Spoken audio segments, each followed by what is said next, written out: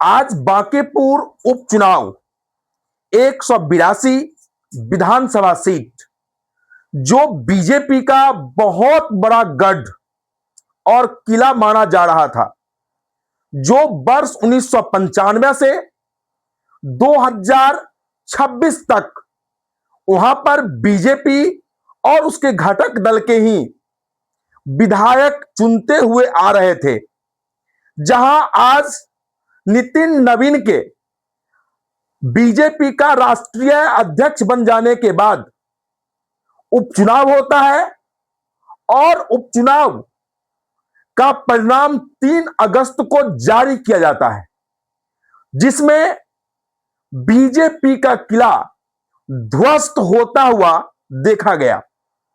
इसमें 3 सबसे बड़ी प्रतिद्वंदी रहे, जिसमें सबसे ऊपर नाम है प्रशांत किशोर जन स्वराज, जिसने टोटल 64,151 वोट लाया।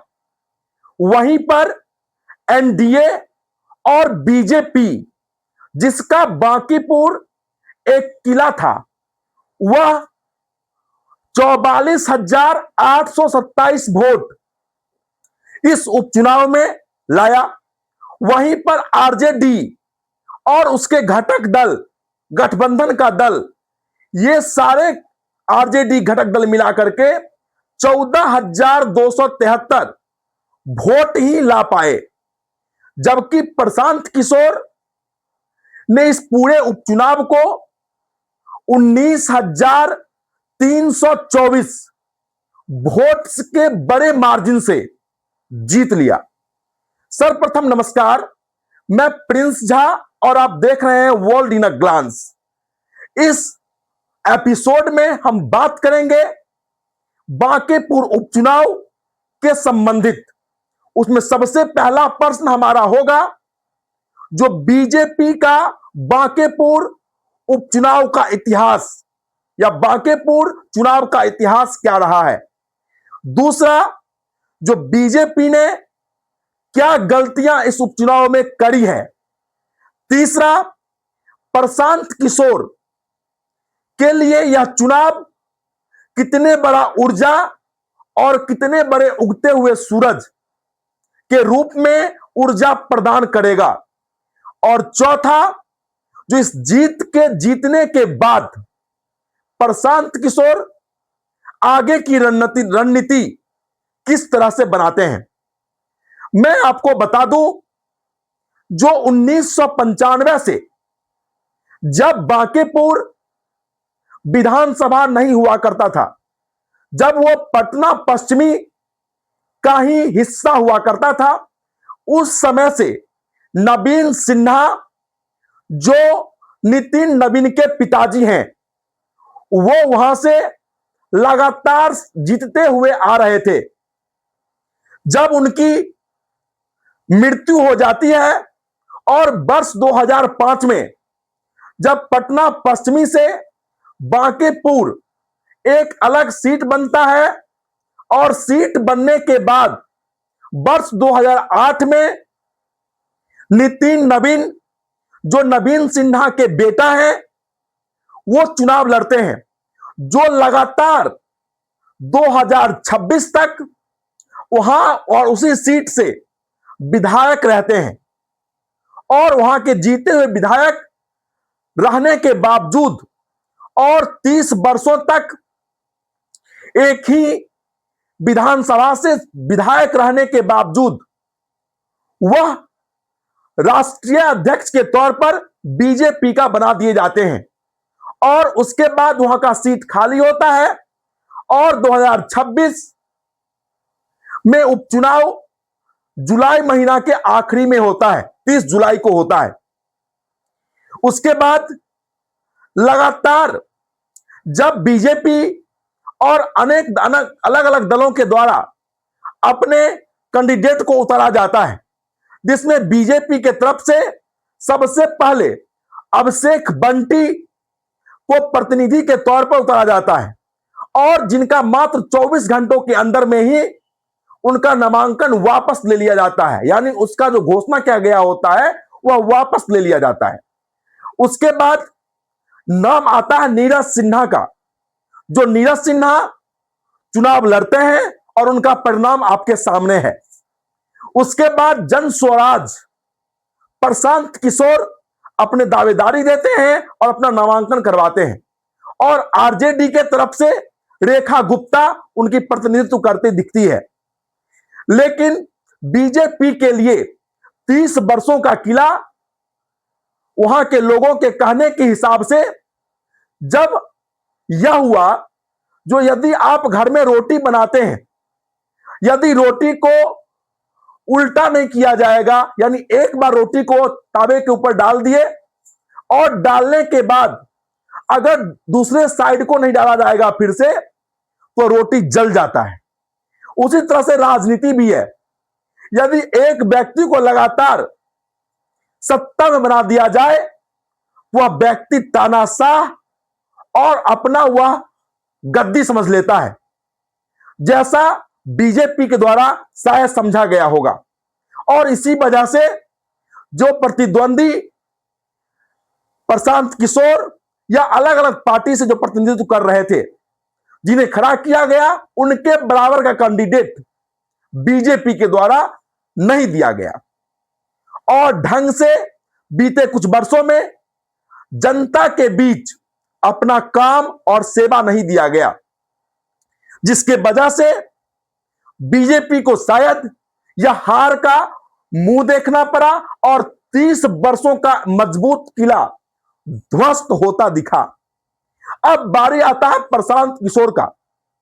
तो आप जानते होंगे और आप समझते होंगे, जो लहरों से डरकर नौका पार नहीं होती और कोशिश करने वालों की कभी हार नहीं होती। बस ऐसा ही देखने को मिला प्रशांत किशोर के थ्योरी में, क्योंकि बीते कुछ महीनों पहले बिहार विधानसभा का चुनाव होता है और जन स्वराज के तरफ से कुल 243 सीटों पर चुनाव लड़ा जाता है और चुनाव लड़ने के बाद सारा का सारा सीट जन स्वराज 0 पर आउट हो जाता है, हार जाता है, एक भी सीट नहीं जीत पाता है। जबकि इस विधानसभा चुनाव के लिए प्रशांत किशोर, जन स्वराज और बस्ता छाप केवल 2-4-6 महीना काम नहीं करा, उसने पूरी टीम के साथ 2.5-3 वर्षों तक लगातार पूरे बिहार के प्रत्येक गांव, प्रत्येक कस्बे, प्रत्येक लोग का समस्या सुना और उनके बातों को समझने का प्रयास किया। उसके बाद भी वह एक भी सीट विधानसभा में नहीं जीतता है, लेकिन वह व्यक्ति हार मानने को तैयार नहीं है, हार स्वीकार करने को तैयार नहीं है। वह कहता है जब तक जीतेंगे नहीं तब तक छोड़ेंगे नहीं, और सीखने के बाद ही जीत मिलता है। और आप इस बात को जानते होंगे या नहीं समझते होंगे, तो मैं आपको समझा दूं। किंग मेकर रहना और किंग रहना दोनों अलग अलग बातें हैं। कैसे अलग अलग बातें हैं? सबसे पहले कोई आपके लिए रणनीति बनाता है और कोई उस रण का भागी बनता है, उस रण का कैंडिडेट बनता है। दोनों अलग अलग बातें हैं।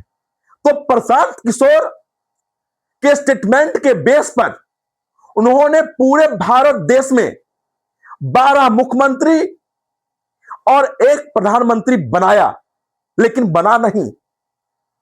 उन्होंने बनाया लेकिन उन्होंने खुद बना नहीं। दोनों अलग अलग बातें हैं। एक्टर रहना और एक्टर बनाना दोनों अलग अलग बातें होती हैं। लेकिन यह चुनाव के बाद आज प्रशांत किशोर वास्तविक में वास्तविकता के साथ एक वैलिड नेता बन चुके हैं और बिहार विधानसभा में उनकी एंट्री हो चुकी है। मान लीजिए इस बात को, क्योंकि जब उनको सर्टिफिकेट्स दे दिया गया तो उसका मतलब यही होता है कि वह विधानसभा जाने के लायक और योग्य हो चुके हैं। और यह बांकीपुर की जनता ने उनको यह सिरताज दिया। और इस चुनाव के बाद, परिणाम के बाद, जब उनका स्टेटमेंट आता है प्रशांत किशोर का, तो उनके द्वारा कहा जाता है यह जीत हमारी नहीं, यह बांकेपुर की जनता की है। और यह सच है। लोकतंत्र में जनता ही राजा होता है, और जिस दिन राजा अपने आप को राजा मानने लगे, उस दिन लोकतंत्र की हत्या होना शुरू हो जाता है। और प्रशांत किशोर के लिए यह चुनाव एक उस ऊर्जा के रूप में काम करेगा जो फिर से नई रोशनी के तौर पर अपने आंख में सुरमा को देखेगा और फिर से जगमगाने का कोशिश करेगा।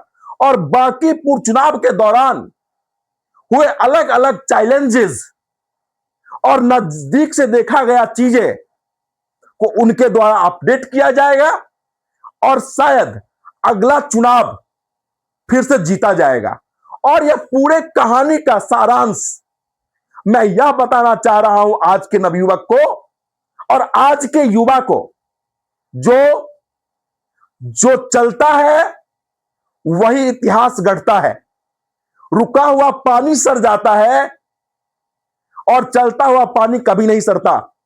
उसीलिए जिंदगी में कितनी भी मुश्किलें आए, कितनी भी समस्याएं आए, लेकिन रुकना नहीं है, बस चलते रहना है। बांकीपुर चुनाव को आप किस नजर से देखते हैं, कमेंट सेक्शन में बताएं। जय हिंद।